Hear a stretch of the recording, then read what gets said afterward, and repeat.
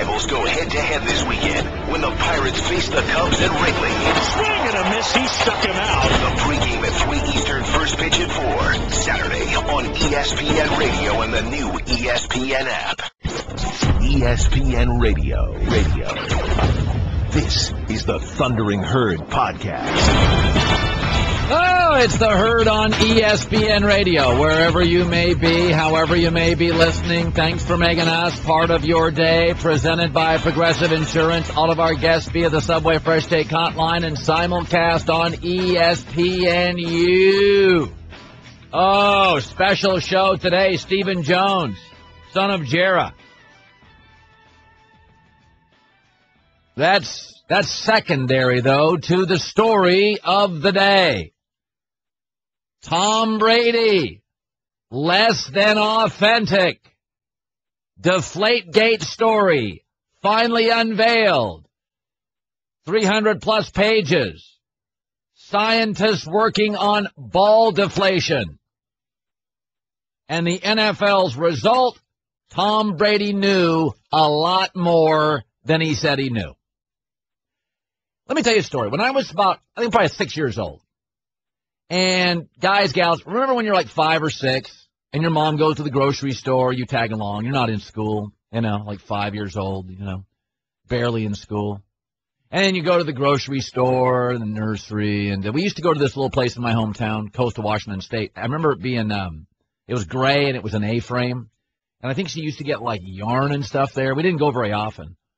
But I went with my mom one time when I was, really young.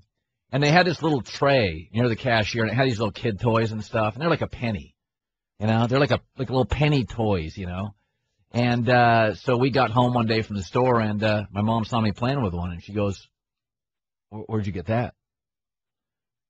And I said, I took it from the store. She goes, "I didn't pay for that." And so my mom said, "Grab that toy, let's get in the car." And I started bawling. And it's one of the few times I saw my mom mad. Now, my mom knew that penny meant nothing to the store's revenue. But to my mom, that wasn't the issue.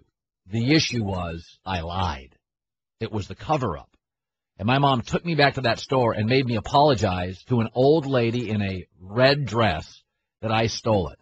I can remember just bawling and crying and in the car and in the back seat. It's not about ball deflation. It's about story manipulation. Deflating a ball is the pine tar of baseball. It's more psychological and placebo. Tom Brady was better in the second half when the balls were inflated. He was magnificent against Seattle when the league was watching. His worst half of the last 8 he played was the first 2 with deflated balls. Deflated balls is like the seat setting in your car. When you get into it, it's a little tight. You're not a better or a worse driver, but it makes you a little more comfortable upstairs and in your mind, and comfort to all of us, we're human, feels better. Brady was amazing against Seattle and Indy in the second half. But he thought he got a better grip. But if it's grocery store theft, it's stealing grapes.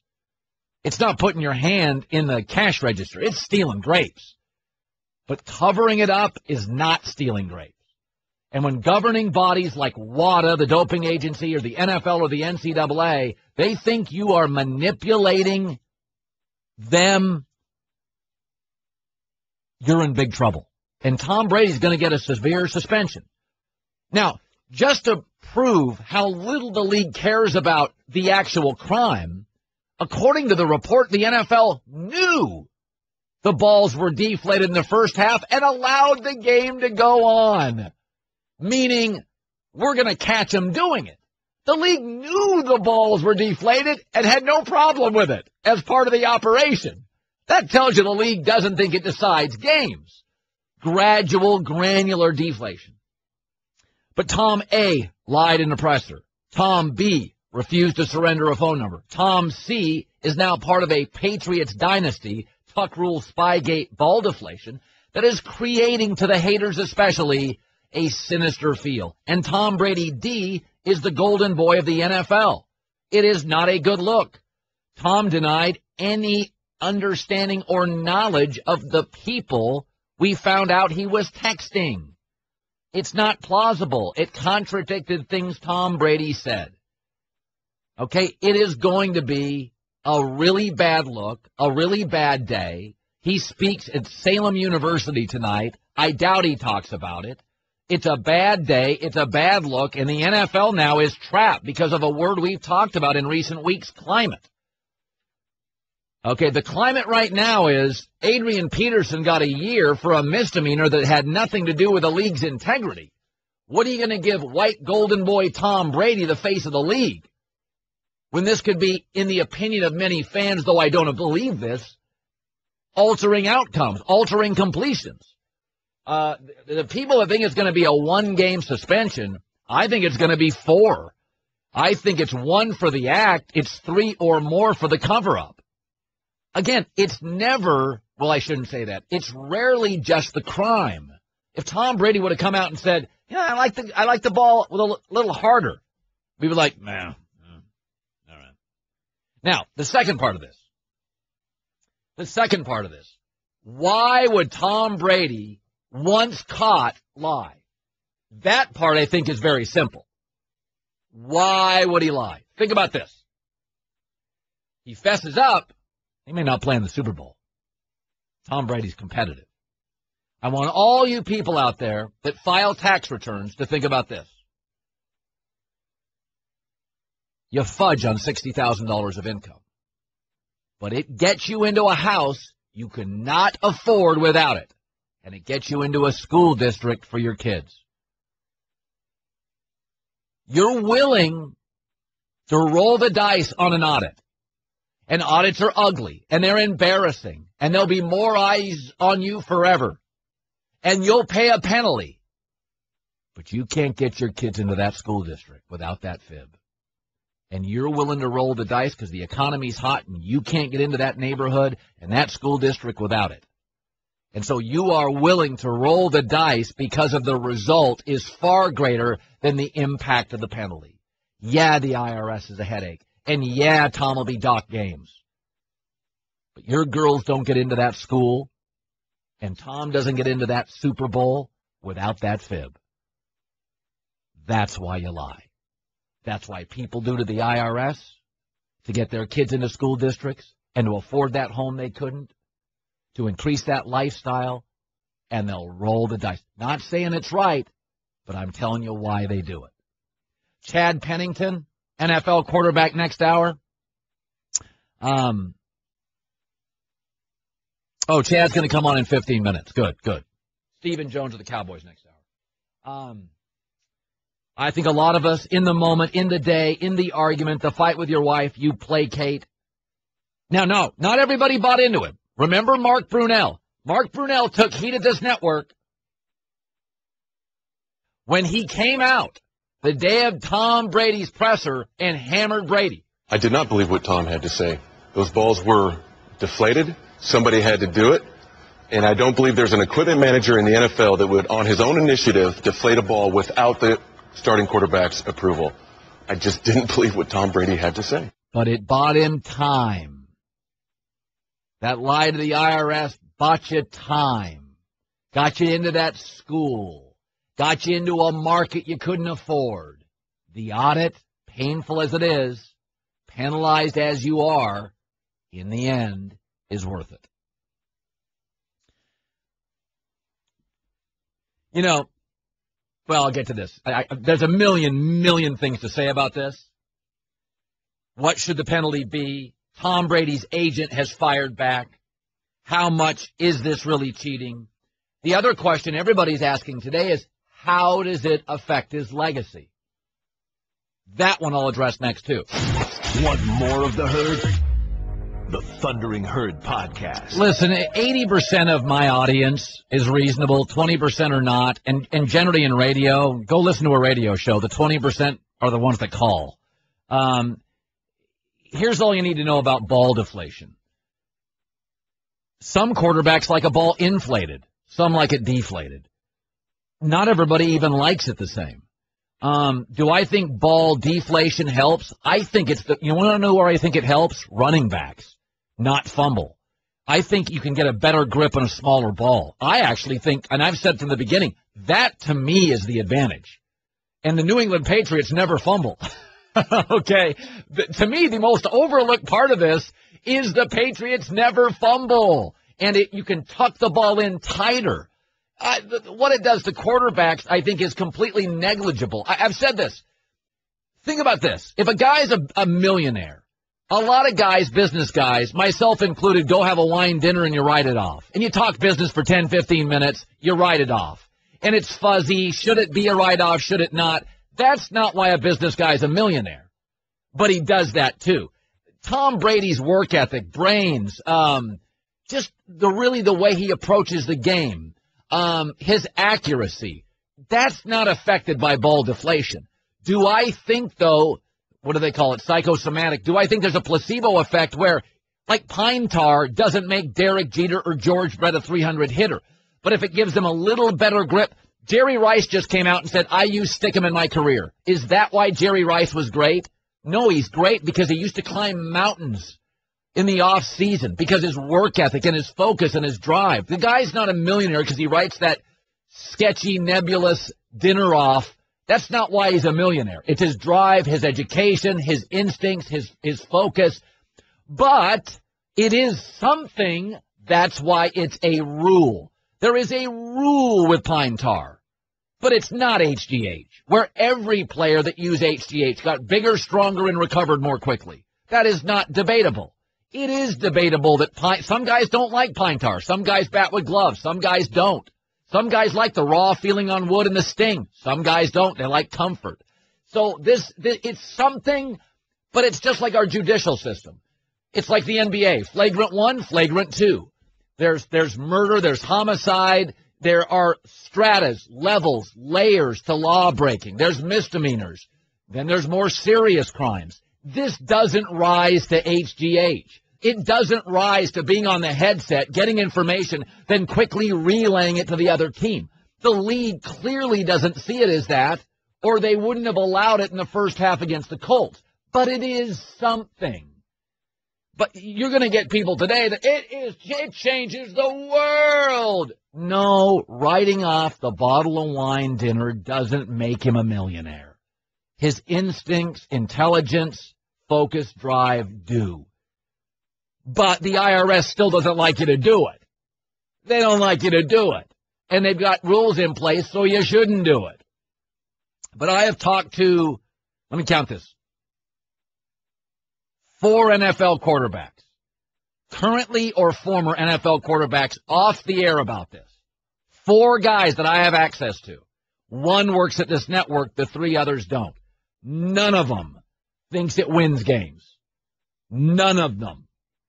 And in fact, all of them, well, most of them, half of them have agreed with me. The advantage to it is the running back. You can tuck that baby in. And I've always thought that's really the key. The Patriots don't fumble much. They don't fumble much. I'll say that. They don't make a lot of mistakes. Ben, you're in the herd on ESPN Radio. Ben, go ahead. Hey, Tom. Thanks for taking my call. My point is, if Tom Brady did this in the AFC Championship game, why should he be suspended in the first couple of games of the season? Shouldn't the NFL kind of say, hey, why don't we suspend you the wild card round if you want to do this in the playoffs? You know, it's interesting, Ben. And Ben brings up a good point. Number one, how does it darken his legacy? Well, let's be honest. Legacies are very nebulous. I mean, you can argue Rush Limbaugh's got the mansion, the money, the ratings, the lifestyle. What's his legacy? Depends on who has the pen. On Fox, he's a star. On MSNBC, he's evil. Legacies are opinions by people who are often not in the game. So I don't, and by the way, athletes today insulate themselves. So what do they care if Jet fans think he's a cheater? Jet fans don't hang with Brady. He's in Brazil. Okay, he's in Malibu. Legacies, who are they even defined by? Writers? The NFL Hall of Fame writers vote and players don't? I mean, so I don't worry about my legacy, your legacy. Do my kids love me? Did I get the life? Did I pursue excellence? Did I land on excellence? Legacies are a very arguable, I mean, even baseball writers now. He should be in the Hall of Fame. He should be out. Smart people can disagree on that. Ben's point, so I do think because it's Tom Brady, it's a bigger story. Melky Cabrera cheats one thing, A-Rod cheats another. But his point is the time you cheat is cheating in a big game more crucial. Yes, I think the league could make that argument. Absolutely. They can make the argument because it's Tom Brady. He should know better. He's not a rook. It was in a gigantic game. The Patriots now have this sort of sinister cloud surrounding them. I think Ben brings up a point. This is why I believe it will be a severe penalty. I don't think it's a one-gamer. I think it's a four-gamer. And I think the current climate of the NFL is penalize heavier than people suspect. Good feedback from the media. Penalize too lightly, hammered by the media. The current climate is go a little far, not a little less. I think it's going to be serious. And I could be completely wrong. I don't see 8 games. I think they're going to sit Tom out for a month. For the record, I'm going to watch that handsome backup anyway. Jim, you're in the herd on ESPN Radio. Go ahead. Hey, Colin, I'm a first-time caller. Let me first say I think Tom Brady is a great quarterback, but I do think Deflategate is a big deal. One of the points you mentioned, the running backs didn't fumble because the ball is easier to hold on to. Yeah. But at the same vein, it's easier to catch as well and hold on to. So maybe it doesn't change the big picture, but it could have changed games with turnovers.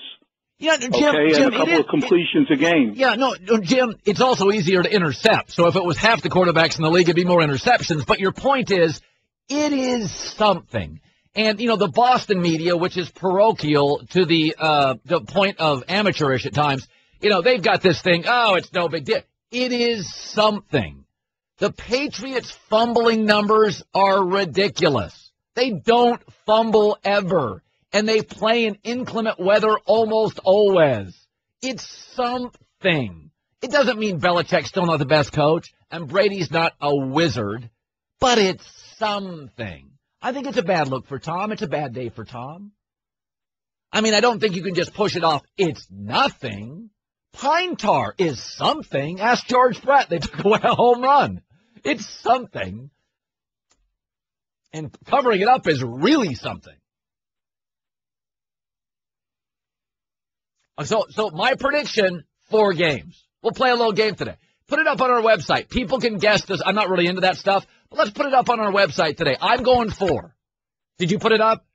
Okay, it's our poll question today. I'm going to go 4. I think 1 for the crime, 3 for the cover-up.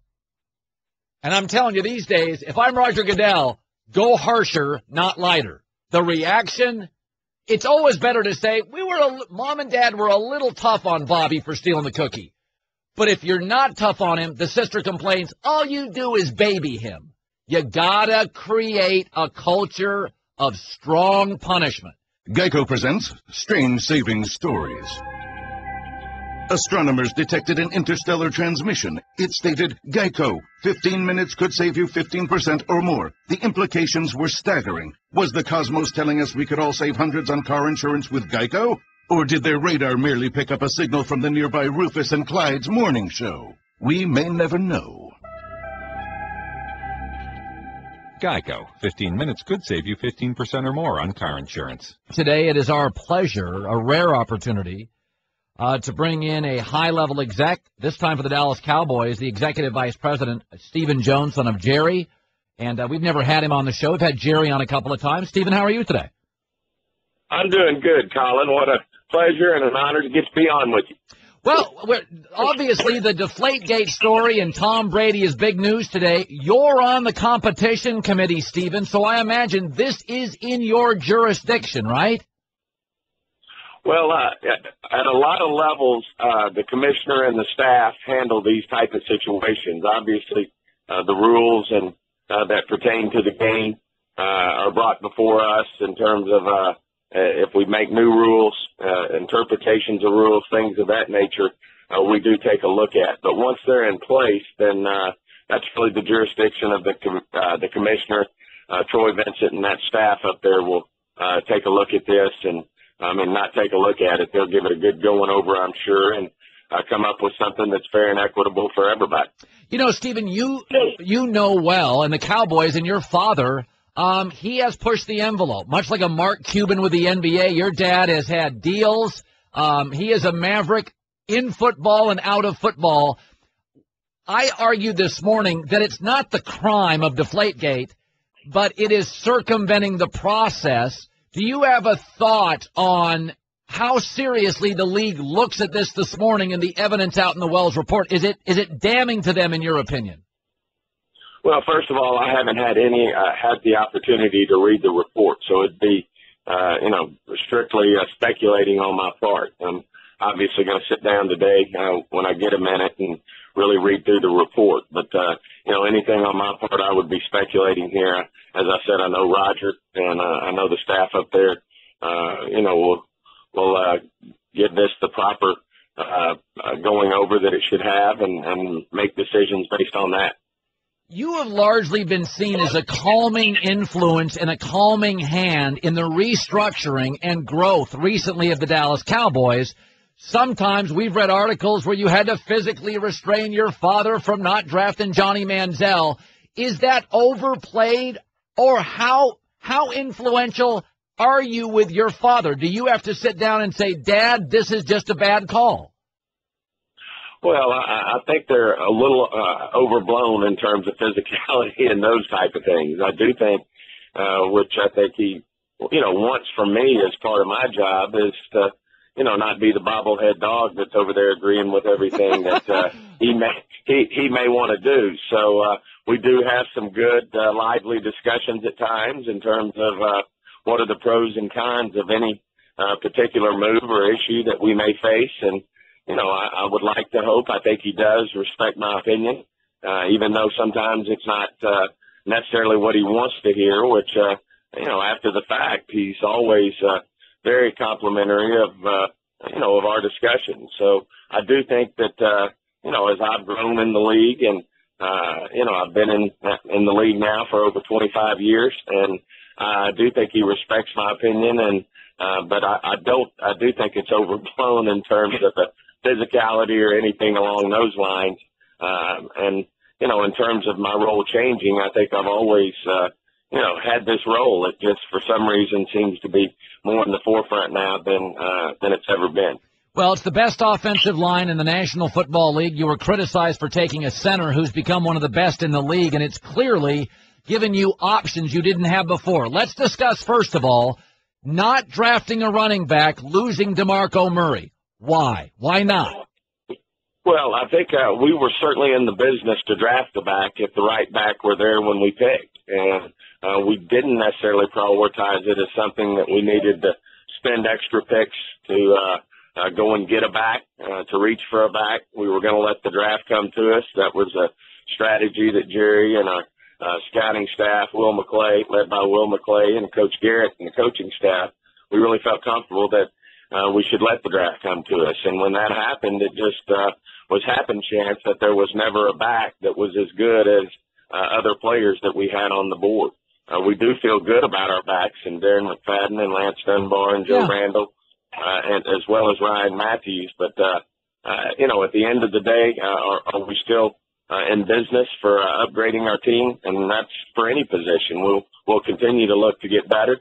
If it happens to be a chance that there's a running back out there, then we'll take a look at it. I know a team that won a Super Bowl that picked up a very influential back in their run for their championship late in the game, and that's the New England Patriots. Yep. So, you never know when that opportunity is going to be there. We do feel good about our backs, in particular the fact that, as you mentioned, we've got a really strong and sound offensive line that I think will do the job for the back that's carrying the ball back there. Stephen Jones, son of Jerry, Dallas Cowboy Executive Vice President, very influential in the building of this new offensive line and the team.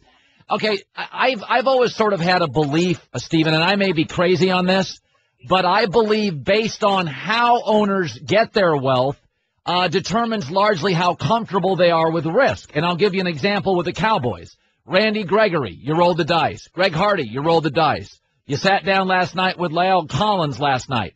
Again, these are players with some baggage. But my belief has always been Jerry made his money in the gambling business with energy and oil. Am I wrong to suggest part of your comfort with risk is your upbringing and the businesses you've been in before football? You know, I tend to agree with you there. I think it's very observant, and you know, Jerry has always been comfortable. We've been in the oil business, and certainly make you know, big bets in terms of our investments in the oil business, and you know, you certainly have big payoffs as well. There's times when it doesn't work out, and you have to move on and learn from that particular experience. But you know, I would agree with you, Colin. There's a little bit of that is in Jerry's DNA, and of course, you know, when you grow up around him, it tends to be in your DNA as well. I do think when you know, you mentioned a couple of the guys that are pass rushers, you know, in order to get a great pass rusher, for the most part, you need to be picking in the top 5 or 10 picks. And we certainly hope that's not going to be the case for us for quite some time. Right. I know it obviously can creep up on you and sneak up on you, and you can be in there before you blink with a major injury to the wrong player. But, you know, other than that, then you've got to get pretty creative. And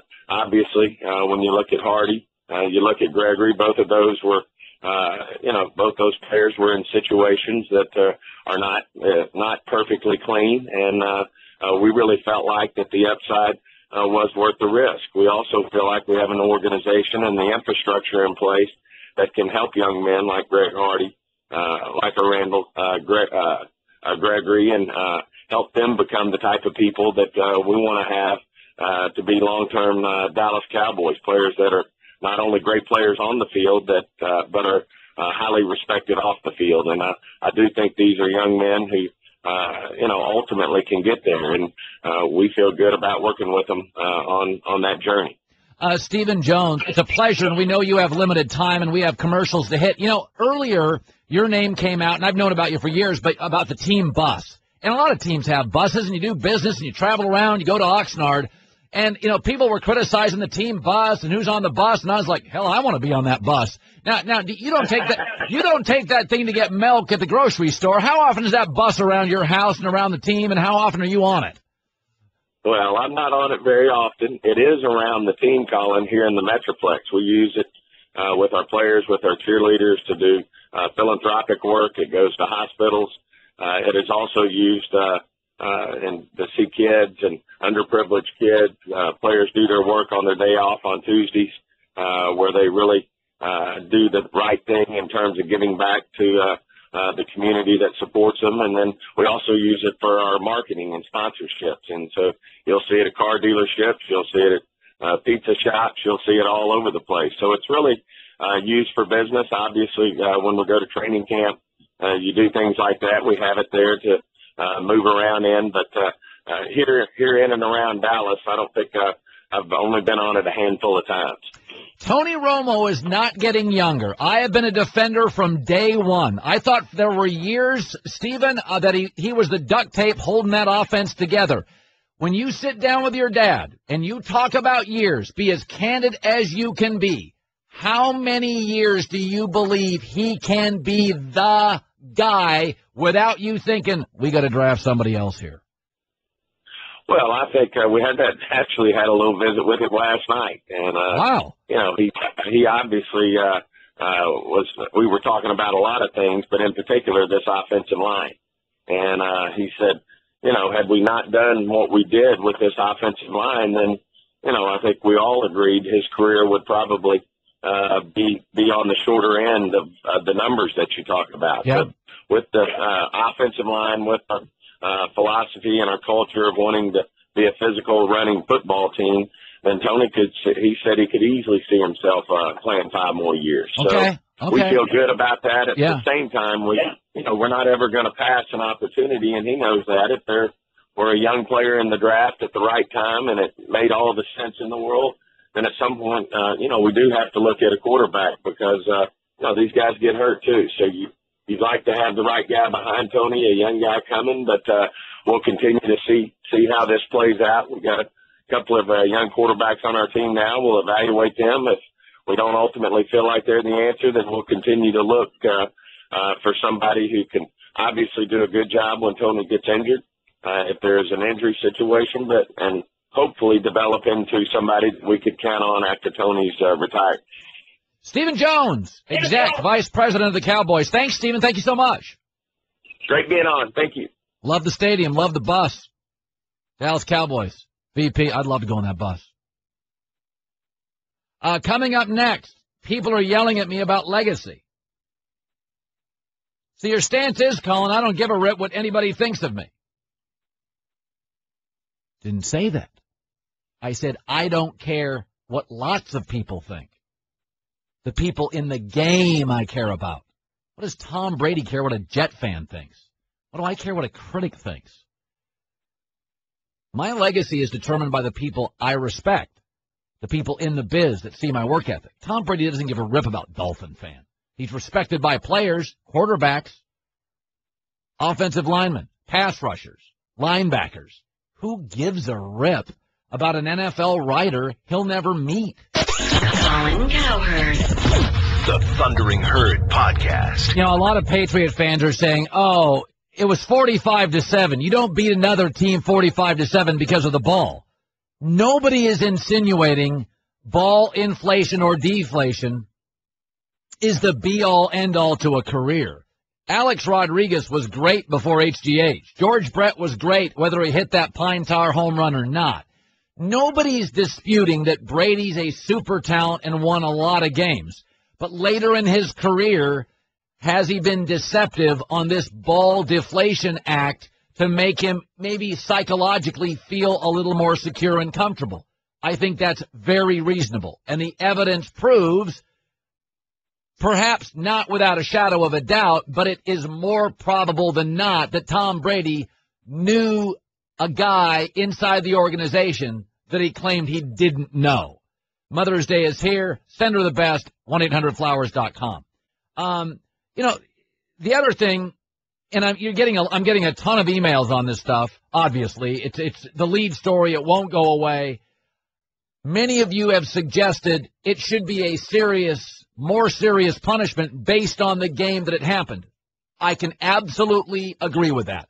Remember when the NCAA came hard on a USC? They came down hard. They said, the late Paul D in Miami said, you have got to punish programs more harshly when it comes to stars because stars are the ones everybody's cheating to get. Stars are the ones everybody is cheating to get. So if you find cheating with the NCAA with a star running back or defensive lineman, the penalty has to be harsher. And similarly, everybody's trying to get to the playoff games, and the playoff games are the most viewed and the most lucrative. So if there is this sort of illegality in a playoff game, you could argue it does mean more than Week 4 against Kansas City. On WEEI, remember when Tom Brady went on the radio the day after the story broke? Did you get the sense that you were able to grip the ball better than the Colts last night? Would you care to weigh in on that? I think I heard it all at this point. Diane, you're in the herd, Diane. What do you make of Tom laughing there when first confronted with the story? Well, I was glad you brought that clip up because that's what I've been thinking about the last couple of days as these reports came out is he follows the protocol of all the other athletes who've had to, eventually be outed, for their transgressions. A-Rod, it was ridiculous. And then he was indignant. Ryan Braun, it was impossible. I've never done anything like that. And then they get on the big platforms that I would never, and you get Robert Kraft in there saying, oh, this is just, this insult against our integrity. And they go on. And then there's the conspiracy. And then eventually we all find out this is what really happened. And I think I'm disappointed. I'm not full disclosure, I'm a Giants fan. But I'm disappointed that Tom Brady, who I kind of thought was a little better than all this, really isn't. Diane, I think that is a great word, let me say this, Diane. I think your opinion is the one a lot of people are feeling but couldn't put into words. I think a lot of people are just disappointed. Diane, I am, and I hate to be this because I tend to be an optimistic person, I have become so cynical with athletes that I'm not surprised and I'm not disappointed because I've gotten to the point with athletes, I just see them as entities who perform for me and I'm entertained. And I know that is so cynical and that's so unfeeling. But I think Diane's opinion is she's so disappointed. I think a lot of people are. I think that's the feeling for a lot of people. You either like Tom Brady or you don't, but he's kind of got that Derek Jeter thing. You'd like, A-Rod cheats, you always thought he was slippery. Barry Bonds cheats, you always thought he was slippery. But boy, if Jeter cheated, man, that'd be disappointing. I kind of feel with Tom Brady, that's the word. It's disappointing. There's no Camelot. You know what I mean? Like the Kennedys. You're like, God, they looked the part, and they were smart, and they were really in it for the right stuff, and maybe they were like everybody else. I think there's a lot of people with Obama, a lot of liberals with Obama, they're like, he's different. He'll change everything. Yeah, nothing really changes. It's disappointing. Right, so Colin, as a guy that you admittedly say that you don't like teams anymore, you only like Brady, what's today like for you? No, it's not. It's not like that. That's actually funny. It's not like that. It doesn't. I am so cynical about, and I love what I do for a living. I'm so lucky. But, man, I look at sports. I covered Jerry Tarkanian. I covered boxing. I mean, as I wrote in my first book, there's two worlds. Instead of glorifying, I try to illuminate. And, I go back to my Harlem Globetrotter story when I was a kid. It changed everything for me. And between that and going to Vegas and seeing Tark and seeing how it works and seeing Tyson and that, I've told that Harlem Globetrotter story in my book. I never told it on the air. As a little kid, there was a moment I had in Hoquiam, Washington that changed everything. It's the Herd. Major League Baseball on ESPN Radio. Last season, the Pirates reached the postseason for the second consecutive season, only to be sent home early after losing the wild card. Will they return for the third straight year? This weekend, they face the Cubs, who have plans to make their first postseason berth since 2008. The Cubs and Pirates. The pregame at 3 Eastern, first pitch at 4. Saturday on ESPN Radio and the new ESPN app. I think a lot of times we're talking about the Tom Brady story, and I'm going to go to Field Yates in 15 minutes. He used to cover the Patriots, still does, and was a front office guy. Super smart kid, Field Yates. And salon-perfect hair. A lot of fans are seeking perfect because they look up to athletes, and they see them as role models. And I think that's just it's unrealistic. If as Ryan Russillo says, if you're waiting for perfect, you're going to wait all day. It doesn't exist in our movie stars, in our bosses, in our wives. You don't think your wife has fantasies? Come on. I mean, everybody is seeking perfect. I'm not. So the way I look at Tom Brady is, I never thought he was perfect anyway. He's trying to get an edge. I know this will just break your heart, but a lot of people at ESPN wouldn't go on the air and said it, but I knew baseball analysts that thought Jeter at the end, Jeter was using something, a little something. Nobody wanted to say it, but it's out there, and guys thought it, and they hoped it didn't, but it wouldn't have tarnished it. Because nobody that is in the game knows anybody's perfect. And I think a lot of times in society, we're seeking perfect. Remember the old Jerry Seinfeld? He couldn't get married. She had man hands. Or, the running joke of the thing was every girl he dated wasn't perfect. She's too much like me. She eats cereal. You can't seek perfect. In fact, I would argue imperfect makes a better relationship. It's my wife's flaws that make her funny and quirky. That's why I love her. And that if she was perfect looking, perfect acting, she would be dull. Our kids aren't perfect. Our bosses aren't. Our quarterbacks aren't. Our sports heroes aren't. Our five-star generals aren't. They're human beings. They're not robots. We're afraid of robots, right? They'll eliminate our jobs. We should put our arms around imperfection. It is us we're staring at. I mean, Bill Romanowski at the Super Bowl. We talked about this Deflategate with Tom Brady. And Romanowski had a litany of things he'd done. And by the way, who taught Romanowski those? Guys we thought were ethical guys. I used to use silicone on my jersey. I used to lace up my jersey on the sides. Jim Burt taught me that from the Giants. You know, he taught me how to secure my pads to where nobody could hold me. If nobody could hold me, nobody could block me. That was the way I looked at it. So I got to a point where I put silicone on. Once they outlawed silicone, I put Vaseline on. And then once they outlawed Vaseline, I put Vaseline on with a Q-tip. I still put it on, but I used a Q-tip to put it on. I didn't lather it on. That's a lot of the NFL. That's a lot of baseball. I mean, do you think it's now random that nobody can hit in baseball? I mean, God, I watched the New York Mets. They went like 2 games without a run. Well, you think it's random? They've taken everything out of the game. They've taken everything out of the game. So for that baseball game that you love forever, guys were on greenies, HGH, steroids. They were on something. Gaylord Perry wasn't the only one.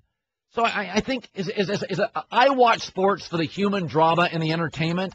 I don't watch it for morals and values. A lot of parents, though, I think, see sports as a barometer of how to do things the right way. I don't.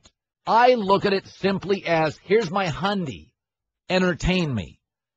That's how I see sports. I don't see it as escapism. I see it as strictly entertainment. And I am a commentator and an opinion maker on the entertainment I watch. Okay, so film critic is not a filmmaker. He watches a film and has a strong opinion, which many can disagree with. But you're looking for Tom Brady and you're looking for perfect. I see him as a veteran athlete looking to extend his career and get that little psychological edge. I do think the way, however, he hid or lied to the NFL is worthy of a 4-game suspension, in my opinion. I believe absolutely the means, his intent to cover up or hide the story, his intent was not good. We often say this on the show. Intent is often more important than the action. Tom's intent was not good. It was to cover up something he knew full well he was involved in. Clay, you're in the herd. You go ahead, Clay. Bad phone, brother. Call again. Clay, go ahead, Clay. You're in the herd, buddy. Can you hear me? Yes, sir. Go ahead. All right, so here's my take. When I was a kid, I was probably a lot like you. I looked at these sports figures as my heroes. As I got older, it changed when, guys like Michael Jordan, you find out about their indiscretions and gambling problems, and you're really let down. Well, I got a point in my life, and I'm a strong conservative Christian, so this might go against a lot of what we believe as strong conservative Christians, but I stopped looking at these guys as my heroes and started looking at them as flawed human beings with great talent, and it's made sports enjoyable again. I can watch sports, and regardless of whether Tiger Woods has indiscretions in his personal life, I can say he's really talented. I just enjoy his golf, and I just want to see him play great golf, or I want to see Tom Brady play great football. I want to see LeBron James play great basketball. I could care about their personal lives. It'd be like going to a movie and saying, I'm not going to go see Jack Nicholson because he's a horrible person. Whether that's true or not in his personal life, I don't know. But I just want to enjoy them for their talent, and not for what they do in their personal life. And by the way, I think, Clay, that's healthy. It's more enjoyable. They don't pay your cable bill. They don't raise your kids, Clay. See them as entertainers. Don't see them as role models. And I think Clay's opinion is what mine is, and it's a much healthier world to live in. Stop worrying about them raising your kids. What does this say about kids? I don't know. They're your kids. I don't want them. I love mine. I'm not interested in yours. Raise your own kids. If you look at sports as entertainment, Tom Brady today is an entertainer who's flawed. All right, I can live with that. Some people can't. They can't watch Mayweather based on his history. I get it. For me, it's much healthier to realize he is simply an entertainer. I don't worry about whether the writer for my favorite sitcom is liberal or conservative. I see people beat themselves up. I can't watch Alec Baldwin. Alec Baldwin's a liberal. Who the hell cares? 30 Rock was out loud, laugh, funny every episode. I don't give a rip what side of the aisle you're on. Entertain me. I work hard. Make me laugh. Make me cry. Make me something. Who gives a rip? I don't care if Rush Limbaugh, Ann Coulter, or Bill Maher write a sitcom. Funny, I'm in. Stupid, I'm not. Want more of the Herd? The Thundering Herd Podcast. Many of you have said, Colin, boy, if this was somebody else, you'd be brutal. Stanzik, you know my feeling about Brady. Have I been fair today in my appraisal of the situation? I'm actually blown away by, I thought you were going to run and hide. I didn't think you were coming into work today. Literally, I told John and Vince both this morning, is Colin call out yet? I will say one thing. You keep saying 4 is severe. I'm not sure if 4 is seen as severe. 4 games. I mean, what would you say? I think 6 to 8 would be severe. I'm not. That's what I'm saying. That's severe. That's your reaction. It was a severe reaction. American Patriot? Oh, here we go. Okay, I'm sorry. I lost myself for a second. Yeah, so I think 4, and then it gets knocked down to 2 on an appeal. I think that's pretty reasonable. Mike, you're in the Herd on ESPN Radio. Mike, we got about 20 seconds, buddy. Fire away. Hey, so I'm the biggest anti-Patriot fan, but I do want to agree with you on the idea of perfection, where it's very easy to be behind the flashlight when the spotlight's not on you and to expect perfection from others. And I think a lot of the people who don't like what the Patriots are doing are people who don't like the Patriots. But if the spotlight was to be put on me in my work life and as a father, I would want a little more grace. You know, Mike, that's a good way to put it. We got teams piping in sound into games. Couldn't I argue that messes with opposing quarterbacks more than Deflategate messes with a team? I mean, I watched New England hammer the Colts in the second half and dominate the Seahawks in the fourth quarter. I mean, I don't. It's more pine tar than HGH to me. Last hour coming up, Bill Polian. You're in the Herd, the Thundering Herd Podcast. Bill Polian, 6-time Exec of the Year, will join us in a second. I'm just reading the story here. More probable than not is what the Ted Wells report said. The specific terminology used by Wells actually indicates a belief that the evidence satisfies one of the most common standards used in a court of law, according to the NBC report. More probable than not equates to preponderance of the evidence. Bill Polian joining us. All right, your first reaction, Bill, to the Ted Wells report is what? Well, I'm glad it's in. I'm glad it found what it found because it puts all of these various and competing narratives away. It found a violation based on exactly what you just said, preponderance of evidence, more likely than not. Mr. Wells explained that in a footnote on page 1. And that's the standard that the commissioner promulgated in 2008 for competitive violations. The only thing that Mr. Wells did not address well, he really shouldn't have, but people don't understand, is that every general manager and head coach signs an affidavit at the end of the season as part of this 2008 policy change that Commissioner Goodell made that says, I attest that there have been no rules violations in my building and under my watch. And then as part of that policy, if you believe there's been a rules violation either in your building or by someone else, it's your obligation to report it to the league office, and it's their obligation to follow up on it, which is the case here. So I'm glad that Mr. Wells' decision, has done the investigation, and that the findings are in, and we end all of the dispute about, who ran a sting operation on whom, and corrupt people in the league office and corrupt officials and so on and so forth. Tom Brady's agent, Don Yee, I want to bring this up, says, he said, one item alone taints this report. What does it say about a league's office protocols and ethics when it allows one team to tip it off as an issue prior to a championship game and no league officials or game officials notified the Patriots of the same issue prior to the game? How do you respond to that? He's dead wrong. Did the Patriots notify the Colts that they were playing with deflated balls?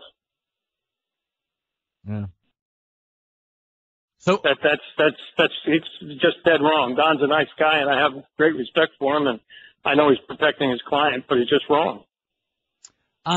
He also said the league is a significant client of the investigator's law firm, and it appears. Oh, stop! Come on, that's we've heard that one 1,000 times. Mr. Wells, no one said that when Mr. Wells went ahead and investigated the Dolphins and did a phenomenal job investigating it, and came out with a report that no one argued with. That's just that doesn't even deserve comment. Do you believe, and this is really, I'm not sure on the answer on this, the Patriot way is knowing every detail. Am I supposed to believe Belichick had no idea about this? The coaches know, Bill? Well, you can believe whatever you like. Mr. Wells, which I believe is the last word on this, has said that he believed that no coach, including Coach Belichick, was aware of this. You can draw whatever, conclusions or inferences you like. Bottom line is he said it, and I'm willing to go along with that. His decision is final. I've said that on your show, on many shows here at ESPN since January. Let the facts lead the unblemished, unbiased investigator to a conclusion, and they have. You've been in front offices. What is happening today with the Patriots inside? Well, they're getting ready to determine how they want to handle whatever discipline comes of this, and there will be discipline of some kind. The league has made that clear. They have to make a determination as to whether or not they wish to appeal any penalties that might be imposed. And that's a subject, I'm sure, of discussion, and that would go all the way up to Mr. Kraft, who, by the way, has absolutely no complicity and obviously had no knowledge of any of this. So let's get that right out in front. As Mr. Wells stated, that there's absolutely no issue there whatsoever. They're going to discuss exactly whether or not they would like to appeal and on what grounds they might appeal. They'll be discussing that with their attorneys. I suspect that that's as far as it goes. There's no reason to begin making any football decisions or any football adjustments, so to speak, until such time as the league rules. Bill, is the infraction the most important thing, or the willful intent to not disclose it? Well, the issue here relative to the policy as promulgated by Commissioner Goodell in 2008 is that their violations will be vigorously investigated, and if found guilty, there'll be penalties. And secondly, it is expected, and this is this goes long before Commissioner Goodell, there's a long-standing ethos in the league that when you are investigated for a infraction of some kind, that you have to be completely forthcoming. You can be very aggressive in presenting your side of the case, but if the league wants some information, if they want some documents, if they want witnesses, that you produce them and you comply. And Mr. Wells made clear that there was some issue with the Patriots attorneys not providing Mr. McNally and with Tom Brady not providing some data that was requested by Mr. Wells. Whether or not that comes into play in terms of determining the punishment remains to be seen, but it is something that clearly has long been a long-standing practice in the league that you comply completely. I predicted 4 games. Boy, after what you just said, it may be 8. I say 4 games. Do you have a prediction? I do not. And the reason I don't is because, number one, I'm not privy to all of the information that they have. Obviously, I read the report from front to back, but there's more information that they have. And secondly, I was in Troy Vincent's shoes in 1993. Fortunately, I didn't have a case that came anywhere near this magnitude, but in terms of public interest. But I'd be the last guy in the world to tell Troy how to do his job, because I didn't want anybody telling me how to do my job when I was there. Yeah, it's almost like skipping a drug test. It's considered a failed test. When you don't give information to the league and they require it, boy, I listening to you, Bill, I don't think they're going to be in a very good mood with this. Well, we'll see. We'll see. I mean, there may be reasons why they did not do it that Mr. Wells does not state. That'll be a subject, perhaps, of appeal. The last chapter is yet to be written.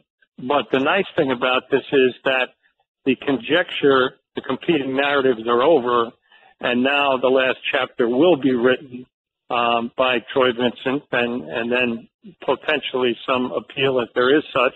And it'll be over with. It's time for it to be over with. This is not good for the league. We ought not to be discussing this. We ought to be discussing players that have been drafted and what's going to happen in OTAs. This has dragged on far too long. Not that that's any criticism of Mr. Wells. He did a tremendous and thorough job, as he did in the situation in Miami. He's made his ruling.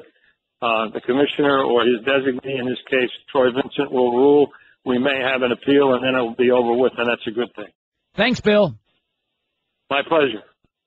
There you go, some information on it.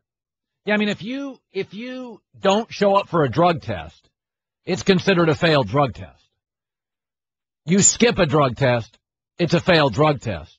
When you don't give testimony and you're not complicit, that can be viewed harshly by leagues and governing bodies. I mean, if you refuse a breathalyzer, it's an automatic license suspension. Not that I would know, and not that I'll ever know. But that's the way it works.